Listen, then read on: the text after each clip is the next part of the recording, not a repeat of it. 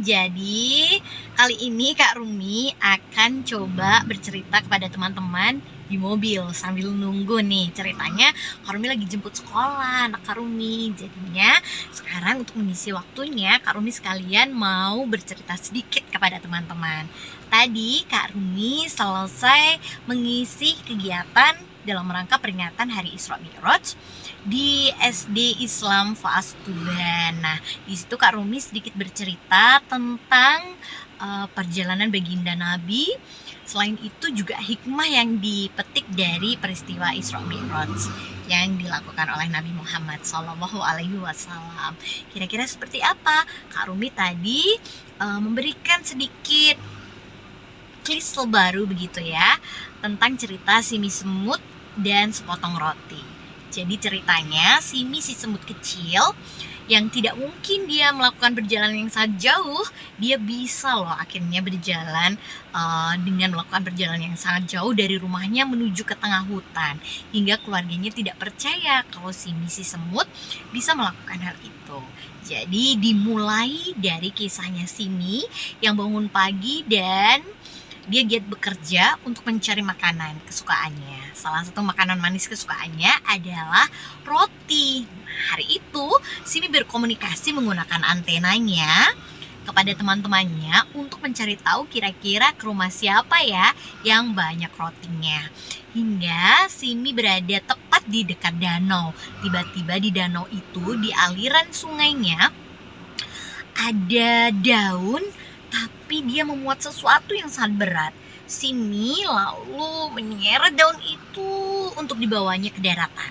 Ternyata daun itu isinya adalah sepotong kue roti kesukaannya Simi. Simi lantas tidak mengambilnya begitu saja karena dia tidak mau seperti mengambil yang bukan miliknya. Siapa tahu kue itu milik ikan yang berada di danau maupun milik burung yang sedang terbang. Simi akhirnya menunggu di tepi danau itu lama sekali. Dia bersabar menunggu sampai tidak ada. Dan datanglah temannya yang berkata, "Oh Simi, ambil saja, kau kan sudah menunggu lama. Itu pasti tidak ada yang punya." Akhirnya Simi pun mencoba untuk menunggu sedikit lagi, hingga Simi akhirnya mengambil dan membawanya pulang ke rumah. Tetapi sebelum sampai rumah, ada makhluk yang dari atas menyambar kue itu. Wush. Kira-kira apa itu teman-teman? Hewan yang bisa terbang di atas. Apa? Benar, ada burung yang menyambar. Simi akhirnya mengejar kembali. "Oh, aku akan mengejar kueku," kata Simi. Dan ternyata kue-kue itu dibawa si burung tadi di atas pohon, dimasukkan ke sarangnya. Dan Simi lalu masih bersemangat untuk mengambil kue itu. Dia naik ke atas pohon yang sangat tinggi itu, dan ketika sampai di sarang burung, ternyata di sana ada banyak anak-anak burung yang menantikan makanan dari si induk burung. Simi akhirnya melihat sesuatu yang indah di sana. Ternyata anak-anak burung itu sangat kelaparan. Simi akhirnya mengikhlaskan roti miliknya hingga dia kelelahan dan tertidurlah di sarang burung itu.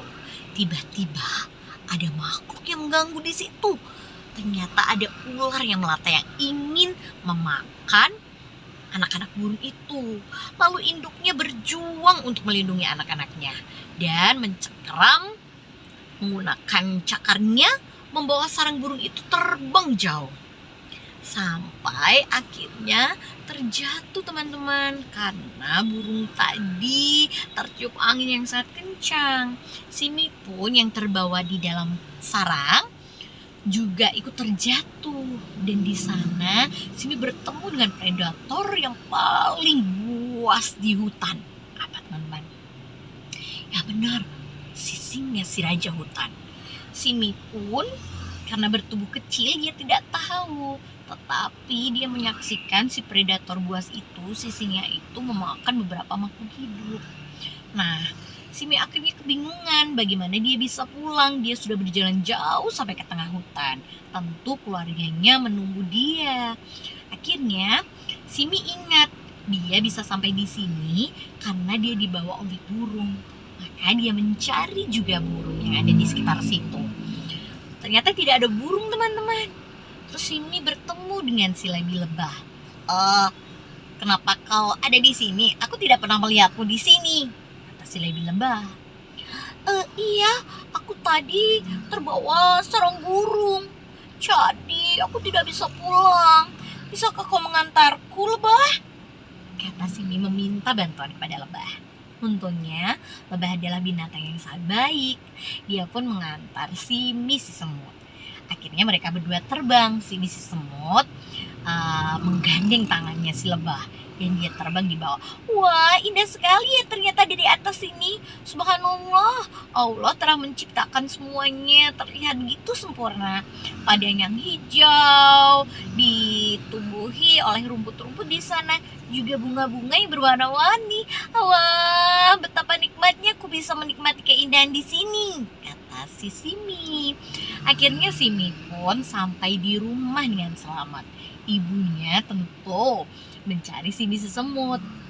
Simi si semut akhirnya menceritakan kejadian itu, dan ibunya tidak menyangka kalau Simi si semut bisa melakukan perjalanan sampai sejauh itu. Gitu teman-teman. Nah, kira-kira apa ya persamaannya cerita Simi si semut dengan peringatan Isra Mi'raj ini? Jadi kita sebagai seorang muslim juga harus percaya bahwa perjalanan yang dilakukan Nabi Muhammad SAW yang terjadi dari Masjidil Haram ke Masjidil Aqsa, kemudian dari Masjidil Aqsa ke Sidratul Muntaha untuk mendapatkan perintah sholat 5 waktu kepada seluruh hambanya gitu ya, umatnya, umat Nabi Muhammad, ternyata juga harus kita percayai gitu. Nah, meskipun kalau kita berandai-andai tidak mungkin ya dalam semalam manusia bisa melakukan perjalanan yang begitu panjang hingga melewati 7 lapis langit. Tapi karena Nabi Muhammad adalah manusia pilihan dari Allah, maka kita harus meyakini karena semua sudah tertuang di dalam Al-Quran.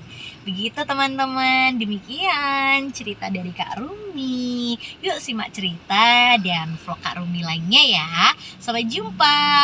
Oh iya, dapat salam nih dari Molly. Mana ya Molly? Aku kok nggak diajak. Ya sebentar ya, Molly mau. Iya dong. Oke, sebentar ya teman-temannya. Kayaknya Molly juga mau action ini. Sebentar. Molly, kok aku jadi sampai kayak gitu? Kak Ronika nggak ajak aku? Iya, maaf ya Molly. Iya, kan tadi aku primadonanya. Masa sih kamu primadonanya? Iya, kan kalau nggak ada aku nggak rame. Bener kah? Kayak gitu? Iya dong Kak Rengi.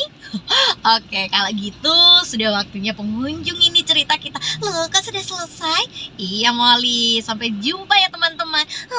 Yuk dadah.